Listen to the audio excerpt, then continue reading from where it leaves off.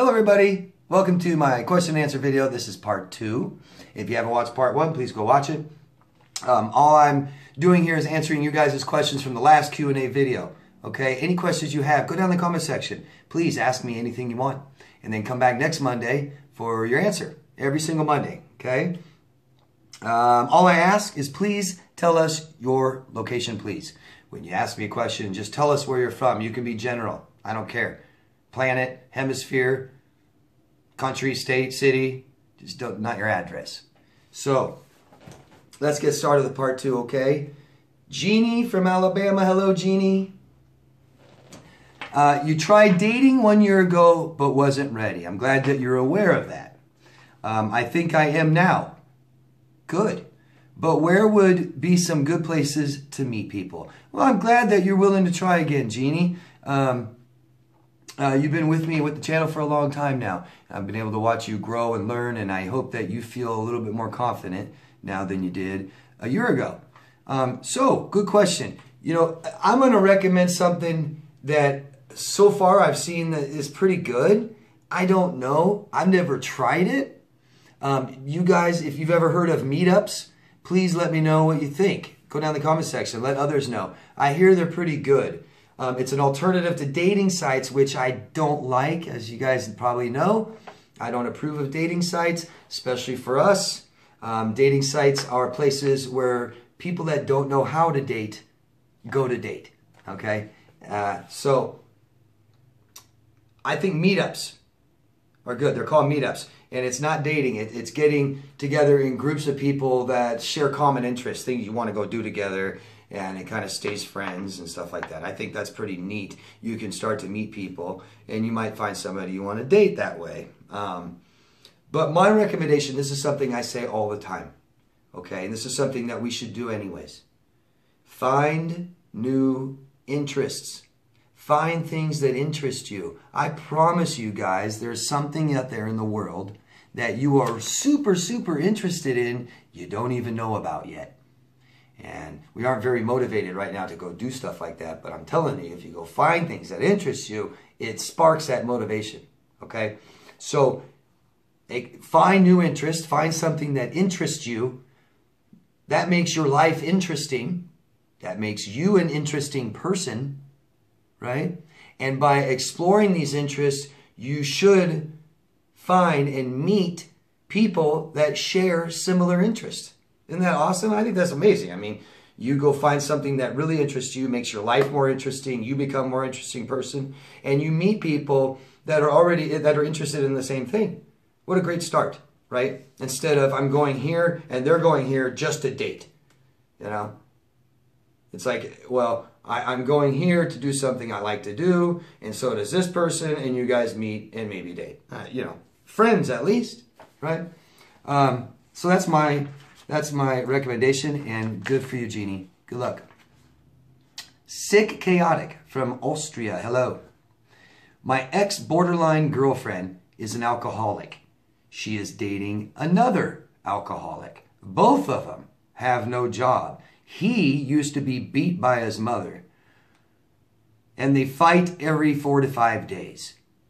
Will they be happy together? When? Like next year? 5 years? 10 years? When? When are you asking? When? You're saying, will they? Obviously they aren't now. Why will they be? Why would they be happy together? You've got personality disorders, addictions, no income, and fight all the time now. So why would they be happier tomorrow? Why, or just happy? Why would they be happy together at all?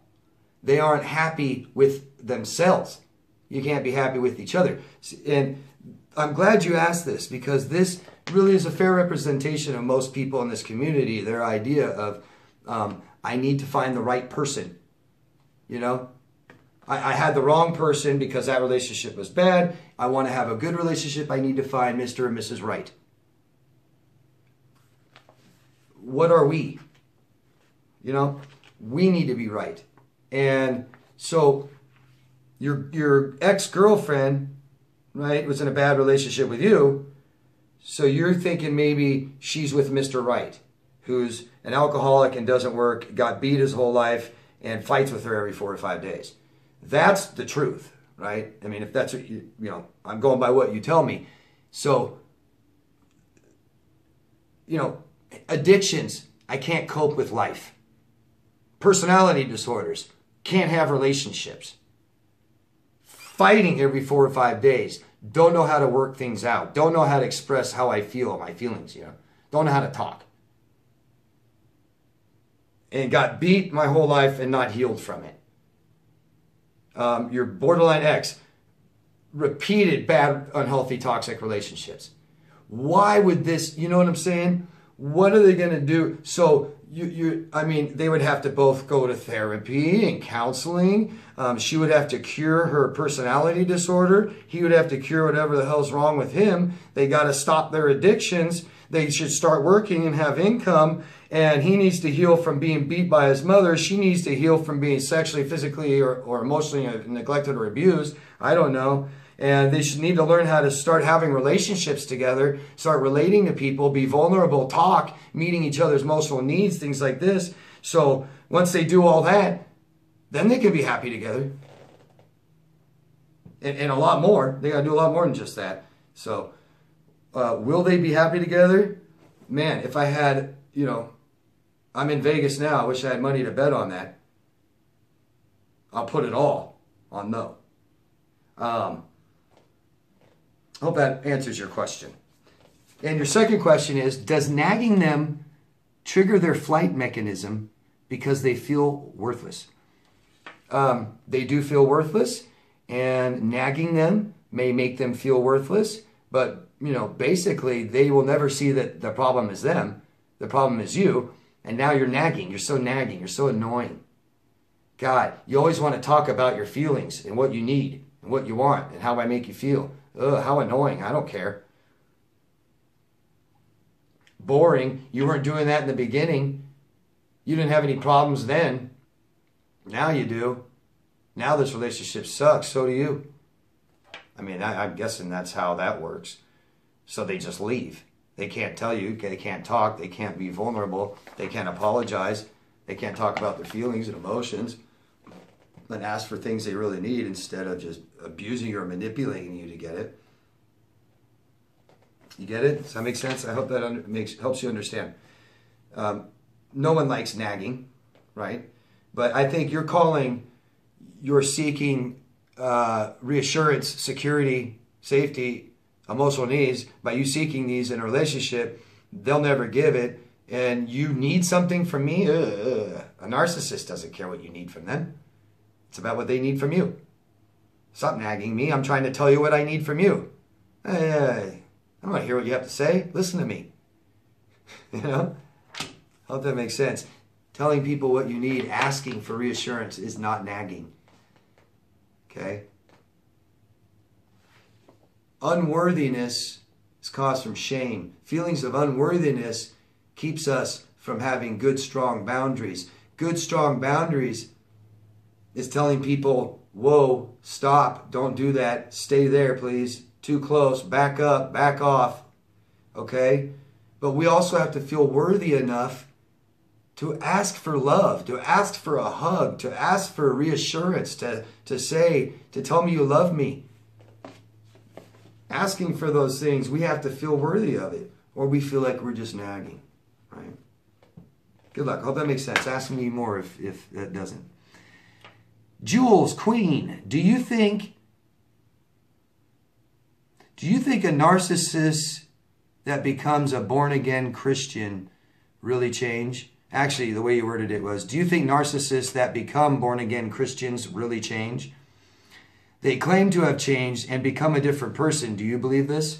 Well, I can't say anybody didn't change. What's your idea of a narcissist changing? Right? They change their behaviors. If somebody lied, cheated, stole, beat me, hurt me, all these things, and they say, well, I've changed, look, see, I don't do it. I'd wait. I'd wait that one out, wouldn't you? I'd give it a little time. I'm not going to take anything away from Christians or their God, okay? You know, maybe there are miracles. I don't know, and I'm not one to judge and say, no, there isn't. Because that would be a miracle for a narcissist to just, you know, claim, just accept Christianity, accept God in their life, and now they're all better.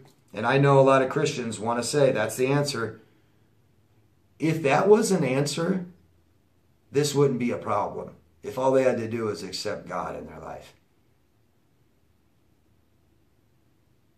I'm not going to get into religious ideology and stuff like this. So my opinion is probably not. Probably needs more than that. But, you know, I don't want to take the ability to change away from anybody. I don't want to do that. Okay? I would like to hope that people can change. Bad people can change bad behavior. I like to hope that.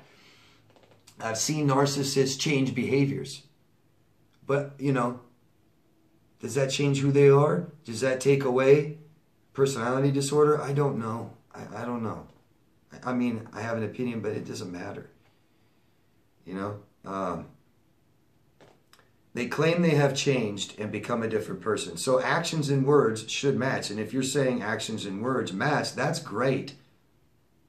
But when someone abused you, very important here, once someone has abused you, that relationship is over, my friend. Over. And I don't care, somebody that hit somebody for 5 years says, oh, I went to a doctor and they said I'm all good now. I talked to him for, you know, a few times or whatever. I went to, you know, what is that called? I don't know what they call that. Spousal abuse classes. You know, I went to, you know what I mean? It's like, good for you. But the relationship is over. And, you know, I hope you have changed. And I wish you the best. And I hope that you don't beat the next girlfriend you're with. But it shouldn't be the one that you were beating. That you shouldn't be with him ever again. That is over. And I don't care what they say. Because when someone loses respect for you like that, objectifies you like that, you don't get it back. You don't get it back. You're never going to be idealized and love bombed and valued like that again. Never. Okay? And I hope that's real clear. Thanks, Jules. Louise from England, hello. Why do they feel entitled? And also, why do they want to take credit for anything you do? So, why do narcissists feel entitled? Inappropriate parenting. Okay, still doctors can't put their thumb quite on what causes narcissism, but I'm pretty sure I have a good idea. And inappropriate parenting. So, it's not so much they just spoiled the kid. They don't have to spoil the kid to teach them entitlement. It could be just, here's what you need, you know, but you don't have to do anything for it. You don't even have to ask. You don't have to do chores. You don't, you know, just here it is, here it is. I mean, because entitlement, right? You give someone, you give your ex the moon, and they're like, yeah, give me that. Where's the stars? The moon's not good enough. I deserve that, right? That's kind of what parents did for them. So a lot of narcissists have been spoiled in that way and totally not given anything they needed in other ways. Inappropriate parenting. Punishment for something they didn't do. Reward for something they didn't do, right? And it gets complicated, but I could come up with tons of scenarios to help you understand that, but I hope that makes sense. So why do they want to take credit for anything you do? Well, think about like codependency. You believe they're one person, don't know where my feelings end, yours start, right? Envious people. I feel ashamed. I don't have much confidence or self-esteem. I mean, narcissism is a self-esteem problem, so I don't have much self-esteem. Envious people are people with low self-esteem that believe I can't go do what you do. I can't accomplish and achieve what you do. I want what you have and I deserve it and I shouldn't have to work for it. I should just get it. So I'm going to take what you have and destroy you for it, right? Envious people, low self-esteem, can't do what you do. You know, they probably objectified you at some point. I don't care about your feelings and opinions. You aren't anything. You're anybody. You're something to me. You know, you provide a service for me. When I need it, when I want it, I get it.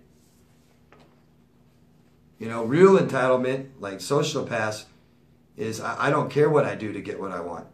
As long as if you have something I want, you're bad and what I want is good, so I can do anything to you to get what I want. Because the ways and means I go about it don't matter.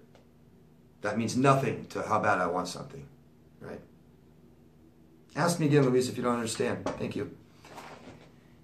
Christian from Sweden. Hello, Christian. I share a 3-year-old child with my ex-borderline girlfriend. She continuously contacts me, even through the child, asking for favors. It's stressing me out, I bet. I'm sorry. What do I do when I can't stop no contact? Christian, you can. You can. You don't have to do this. You don't have to do this. Take control, Christian. My guess is you don't fully understand the relationship and what happened. You don't fully understand her and why she does the things she does. Okay? Just a guess. I hope that's all it is, because you can just sit there and learn more about borderlines, learn more about your relationship, talk it out, figure things out, answer all your questions so that you know very well how sick she is and that you don't owe her anything. You know, that we don't feel sorry for people. Make a huge list of things she's done to ruin your life and to hurt you and abuse you. So you're reminded. So when she calls and asks you, you look at that. Because my guess is you forget these things. And you have some compassion for her, which is great. We should. But I think there's more healing necessary. There's more understanding needed. Okay? Because you don't have to answer the phone. You don't have to answer her questions. You don't have to answer her emails. You don't have to help her. You don't have to do these things for her. She makes you feel that way. I understand that. So really start taking control. You know, I don't know where your funds are. I know that divorce and dealing with custody can be terribly expensive. If you have a lawyer, ask them about this. If you don't, get one. But you know, this communication could be kind of a court order. All that should be done is emails, and it should be only about the children. If you really want to fix this, ignore her questions or give her the worst answers possible. So talk about things that make her very uncomfortable. Every time she has a problem, tell her how it's her fault. That's it. Don't answer him. Just tell her how it's her fault. It's because when she says, hey, I can't make it to the store. I need this. Oh, because you don't have a car or a driver's license. You really should get one. Or I can't, I can't afford this. Well, I've given you my half. It's because you don't work hard enough. Things like that. Just shame, shame, shame. So every time she calls you or messages you, she feels horrible. Now, she's borderline. She might not put 2 and 2 together, right? She might like it. I don't know. But when people keep bugging you and bothering you and giving you attention you don't want, you're probably reacting in a way that they're getting something out of it, right? Borderlines have something called object constancy. So it's kind of like if I don't see you or hear from you for a while, I don't know you love me. I don't know you really care, so I need to call you and ask you. And they'll do it in weird ways. They won't just call you up and say, do you still love me? They'll say, what are you doing? Who are you doing it with? You by yourself tonight? Oh, okay. What are you doing? You cleaning the house or something? Oh, okay. They just want to see how you respond to them. See if you still care about them, still like them. Stuff like that, Does that make sense? Good luck. Block this person. I know they're in charge of, or have your children half the time or however much time, but start taking control. You don't have to you don't have to be confined to everything she wants and needs because of your children. She's abusing that. She's taking advantage and crossing boundaries. Explain it to her. So you're stepping over my boundaries. This relationship's over. Move on. I don't want to talk to you much. Be honest. Honesty is best. I'm telling you. Honesty is best. Thank you, guys. That's the end of the question and answer videos. Please help me. Please, please. I put a lot of work into this, and all I'm asking for you guys is to just support it somehow.